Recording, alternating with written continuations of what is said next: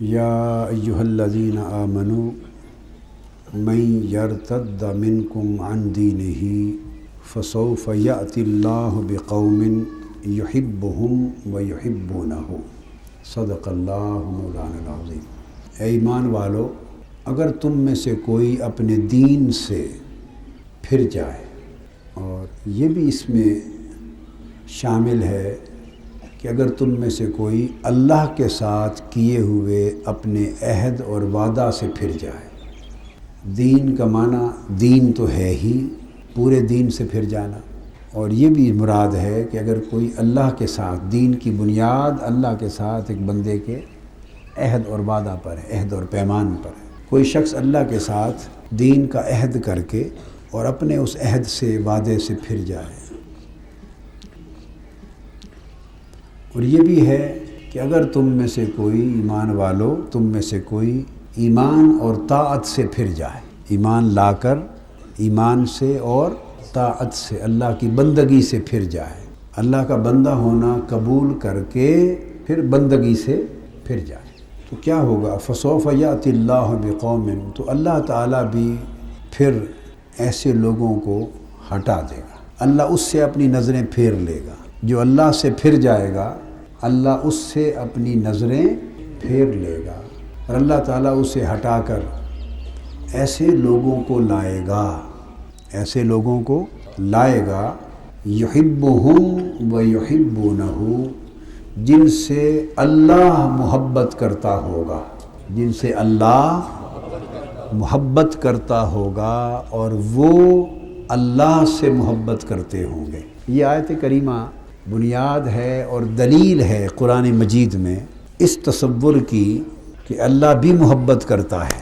بعض لوگوں کی سمجھ میں یہ بات نہیں آتی، بعض لوگ اللہ کو صرف اس کی قدرت اور جاہ و جلال اور اس کی ہیبت اور اس کی قہاریت اور جباریت کے تناظر میں ہی دیکھتے، جانتے اور پہچانتے، اور بڑے لوگ ہیں جن کو یہ راز معلوم نہیں کہ وہ صرف گرفت کرنے والا اور عذاب دینے والا اور سزا دینے والا ہی رب نہیں، اس کی ذات کا ایک پہلو یہ بھی ہے جس کی معرفت ہونی چاہیے کہ وہ محبت بھی کرتا ہے، محبت بھی کرتا ہے۔ تو فرمایا یحبہم، ایسے لوگوں کو لائے گا جن سے وہ محبت کرتا ہوگا، یعنی وہ ان بندوں کا محب ہوگا، اللہ ان بندوں کا، بولیے، محب ہوگا، اور بندے اس کے محبوب ہوں گے۔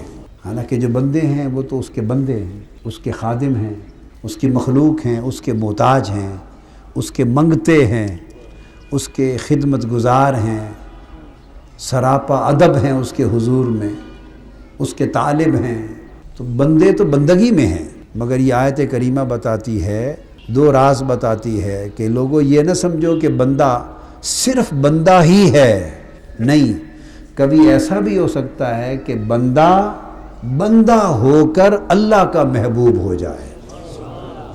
اور یہ نہ سمجھنا صرف کہ اللہ قادر مطلق اور مالک اور جبار و قہار ہی ہے، وہ سب کچھ ہو کر کبھی خود اپنے بعض بندوں کا محب بن جاتا ہے، تو وہ محب ہوتا ہے، اس کے بعض بندے محبوب ہوتے ہیں۔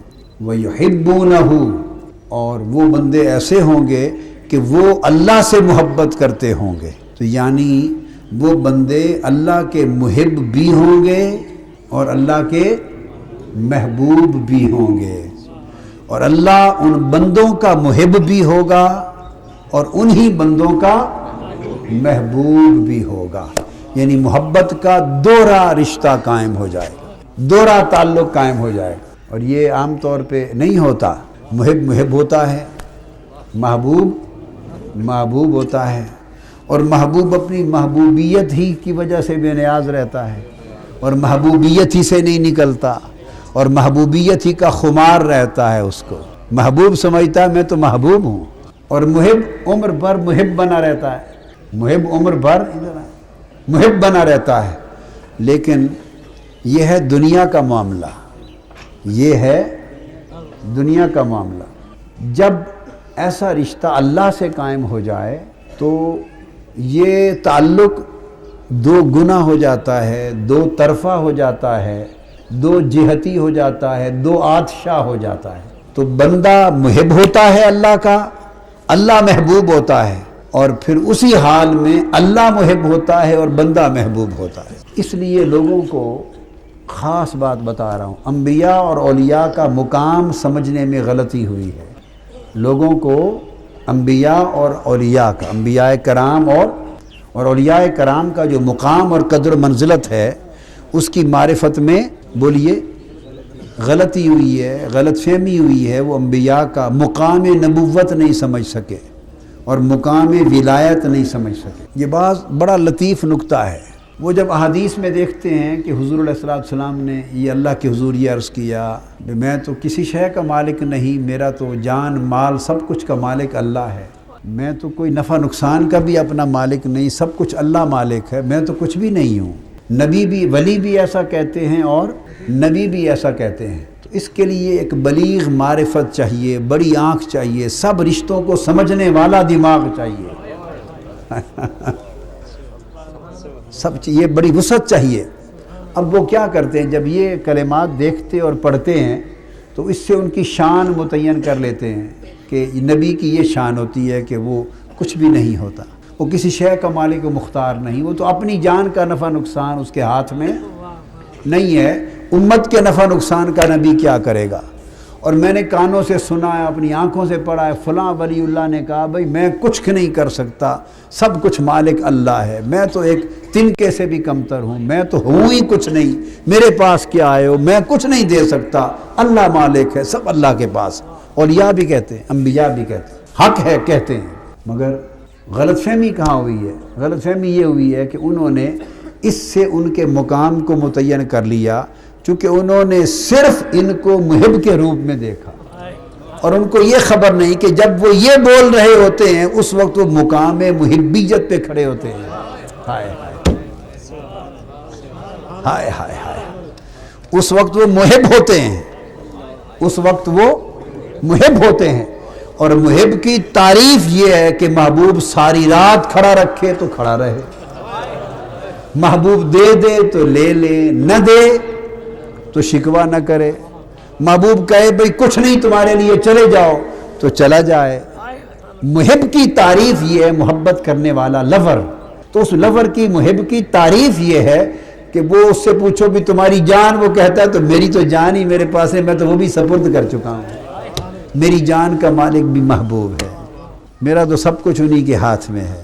اگر یہ کیفیت اس کی نہ ہو تو وہ محب ہی نہیں بن سکتا، وہ محب ہی نہیں بن سکتا۔ تو ان کو مغالطہ یہ لگا کہ جو کچھ انہوں نے محبیت کے مقام پر کہا ہے اسی سے ان کا مقام متعین کر دیا، اور ان کو یہ خبر نہیں کہ کبھی وہ یہ بولی بولتے ہیں تو وہ محب ہوتے ہیں، اور کبھی آگے آ رہی ہے کبھی وہ بولی بولتا ہے ان کے لیے، یہ اس وقت مقام محبوبیت پہ کھڑے ہوتے ہیں۔ اللہ کا بندہ کبھی بول رہا ہوتا ہے تو اس کا محب ہونے کے ناطے تو اس وقت وہ بولی بولتا ہے جو محب کی شان کے لائق ہے، اور کبھی وہ بندہ محبوب بنا کے بٹھایا گیا ہوتا ہے، تو جب یہ محب ہوتا ہے تو اس وقت ان کی بولی تو سنتے بھی ہو اور سمجھتے بھی ہو۔ کبھی یہ بھی تو دیکھا کرو کہ جب یہ محبوب ہوتا ہے اور وہ محب ہو کر ان کے لیے بولی بولتا ہے، وہ محب ہو کر جب ان کی بات کرتا ہے تو کبھی اس پہ بھی کان دھر لیا کرو کہ وہ محب ہو کر ان محبوبوں کے بارے میں کیا کہتا ہے، یہ محب ہو کر اس محبوب کے بارے میں کیا کہتے ہیں۔ یہ ایک رخ ہوتا ہے، اور جب وہ محب بنتا ہے اور انہیں محبوب بنا سنوار کر سجا کر بٹھاتا ہے، محبوب بنا کر بٹھاتا ہے اور خود محب ہوتا ہے، تو پھر وہ مقام محبیت پر ہو کر وہ بولتا ہے، تو پھر کبھی وہ بھی سنا کرو۔ آج سناتا ہوں وہ حدیث، سناتا ہوں، کبھی وہ بولتا ہے محب ہو کر، جب وہ محب ہو کر بولے تو ان کی شان اس وقت متعین ہوتی ہے، اور جب یہ محب ہو کر بولے تو یہ ان کی شان کا نہیں پتہ چل رہا، اس کی شان کا پتہ چلتا ہے۔ ہم نے ڈائریکشن غلط کر دیا ہے۔ کیا ہم نے؟ اگر اللہ کے بندوں کی شان دیکھنی ہو تو ان کلمات سے نہ ناپو جب وہ محب ہو کر بات کرتے ہیں، جب محب ہو کر بولتے ہیں تو اپنی شان نہیں بیان کرتے، محبوب کی شان بیان کرتے ہیں۔ ان کے بولنے سے اس وقت اللہ کی شان کو سمجھو، اللہ کی شان۔ اور اگر ان کی شان جاننا چاہو تو یہ اپنے منہ سے تھوڑی بتائیں گے۔ اپنے منہ سے کوئی اپنی شان بتاتا ہے؟ جو بتاتا ہے وہ شان والا ہی نہیں ہے۔ اگر کسی کو اللہ نے کوئی شان دی ہے تو اپنے منہ سے بتاتا پھرے گا۔ بولیے، وہ تو یہی کہے گا نا بھی میں تو کچھ نہیں ہوں، میں تو کیچڑ ہوں، میں تو تنکے سے بھی کمتر ہوں، بے کس و بے بس ہوں، مجھے تو معلوم نہیں دوزخ میں اٹھا کے پھینک دے، معلوم نہیں بخشے نہ بخشے۔ وہ تو یہ کہے گا۔ اب یہ کو اپنی شان تھوڑی بیان کر رہا ہے، یہ تو اس کی شان بیان کر رہا ہے کہ محبوب کی شان بے نیازی ہے۔ اور اگر ان کی شان جاننا چاہو، ان سے نہ پوچھو، اس کی بولی سنو جب وہ انہیں محبوب بنا کر سامنے بٹھا کر بات کرتا ہے، اس وقت ان کی شان سمجھ لیا کرو۔ تو ہمارا عالم یہ ہے کہ ان عقل کے اندھوں کو الٹا نظر آتا ہے، ان عقل کے اندھوں کو، ہم عقل کے اندھوں کو، بولیے، ہم عقل کے اندھوں کو الٹا نظر آتا ہے، مجنوں نظر آتی ہے، لیلا نظر آتا ہے۔ اب سمجھ گئے نا؟ تو ہم الٹے ہو گئے ہیں، اس وجہ سے شانیں بھی الٹ پلٹ ہو گئی ہیں، عقیدے تصور بھی الٹ پلٹ ہو گئے ہیں۔ تو بات جو نہیں، یہ تو محب کی بات ہے نا۔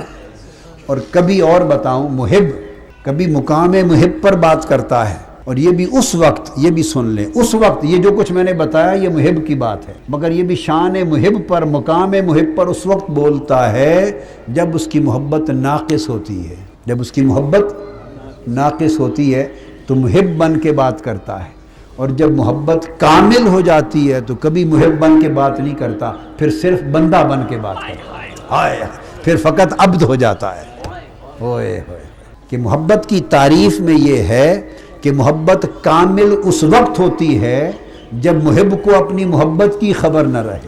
تو یہ بڑا مضمون ہے، مگر یہ ذہن میں رکھ لے کہ محبت کامل تب ہوتی ہے جب محب کو اپنے محب ہونے کا ہی شعور نہ رہے، اپنی محبت کی بھی خبر نہ رہے۔ جب اسے اپنے محب ہونے کا جب تک خیال رہا، اس کی محبت ناقص رہی۔ تو محبت تو کامل تب ہوتی ہے کہ جب سوائے محبوب کے کوئی خیال ہی باقی نہیں رہتا۔ تو جب اسے اپنے محب ہونے کا خیال رہا تو یہ تو پھر اس کا خیال ہے، محبوب کا خیال تو نہ ہوا۔ لہذا جب وہ محب ہو کر بات کرتا ہے تو اس میں بھی پھر کچھ نہ کچھ شان کی خبر لگ جاتی ہے۔ محبت ناقص ہے، اس کے ہونے کی کچھ خبر ہو جاتی ہے، مگر جب اس کی محبت کامل ہوتی ہے اور محب کامل ہوتا ہے تو پھر وہ محب کے مقام سے بھی اتر کر مقام ابدیت پہ بات کرتا ہے، بہت نیچے آ کے بات کرتا ہے، ہائے ہائے، ابدیت کے مقام پر آ کے بات کرتا ہے۔ اور ابدیت کا مقام نیلی عاجزی اور انکساری کا مقام ہے۔ ابدیت محض عاجزی ہے، ابدیت محض عاجزی اور انکساری ہے۔ یہ اس مقام پر علامہ اقبال نے کہا کہ مقام بندگی دے کر نہ لوں شان خدا بندی، متاع بے بہا ہے، متاع بے بہا ہے، درد و سوز آرزو مندی، متاع بے بہا ہے، درد و سوز آرزو مندی۔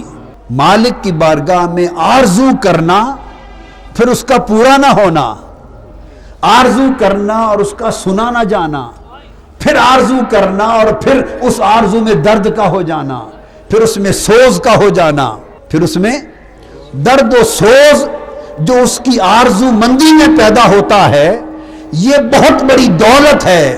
اور فرمایا، علامہ اقبال نے کہا، یہ بندے کو ملتی ہے، مولا کو نہیں، یہ محبوب کو ملتی نہیں ہے، یہ محب کو ملتی ہے، اور محب جب اس وقت ملتی ہے جب وہ بندگی میں آ جاتا ہے۔ تو یہ بڑی متاع بے بہا ہے، نچلا درج نیچے آتا ہے تب بات کرتا ہے، تو وہ تو محض ابدیت کے مقام پر بات کر رہا ہے۔ تو ابدیت کا مقام تو اپنے آپ کو یکسر مٹا دینا ہے اور گوا دینا ہے۔ اب اس حال سے، اس کے اس بیان سے کون سی شان متعین کرنا چاہتے ہیں؟ وہ تو لگا اسی کام پر ہے کہ ہر شان مٹا دی جائے، ہر نشان مٹا دیا جائے۔ وہ تو نام و نشان مٹا رہا ہے اپنا، آپ اس سے اس کی شان متعین کر رہے ہیں۔